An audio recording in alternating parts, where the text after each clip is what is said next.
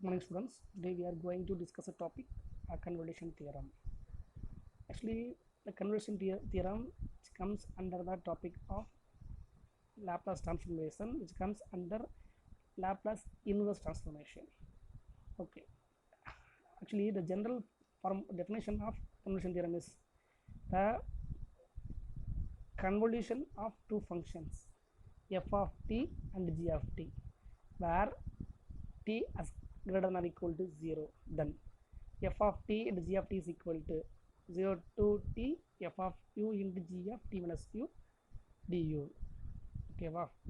Then we are going to solve a problem by using convolution theorem. Find L inverse of 1 by s plus a into s plus b. And solution. We know that L inverse of f of s into g of s is equal to L inverse of f of s into L inverse of g of s. This was the formula already we know. Already in our problem we have L inverse of 1 by s plus a into s plus b, which is of the form L inverse of f of s into g of s. So we take f of s as 1 by s plus a and g of s as 1 by s plus b. So we are substituting these two values into this equation. Then we get L inverse of 1 by s plus a into 1 by s plus b is equal to, that means L inverse of f of s into g of s is equal to L inverse of f of s. F of s means 1 by s plus a into g of s means 1 by s plus b. After that we are using the formula inverse, Laplace inverse formula. L inverse of 1 by s plus a equal to e power minus at. So substitute in place of L inverse of 1 by s plus a is equal to e power minus at into, similarly L inverse of 1 by s plus b as e power minus bt. So substitute L inverse of 1 by s plus a as e power minus at and L inverse of 1 by s plus b as e power minus bt. Then this is of the form f of t into g of t. F of t and g of t, which is f of t and g of t is a format of the convolution theorem. So this is of the form convolution theorem format. So e power minus at into e power minus bt. This you take this as f of t and this as g of t. So by using convolution formula, f of t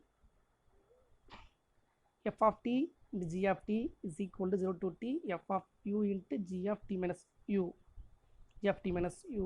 So f of t is e power minus at.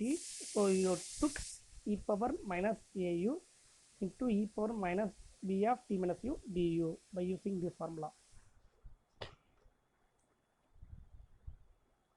From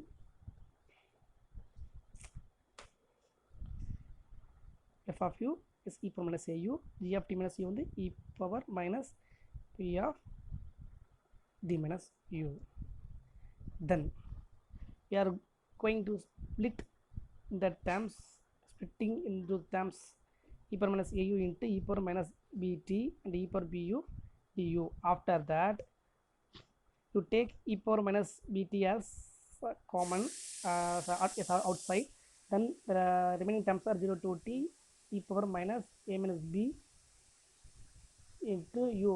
Here u is a common term, so take outside tu.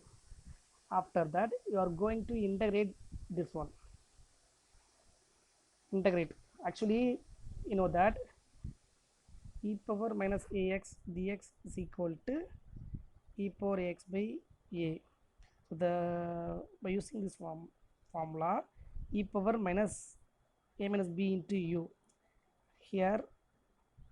So the formula is e power minus bt into e power minus a minus b of u by minus of a minus b.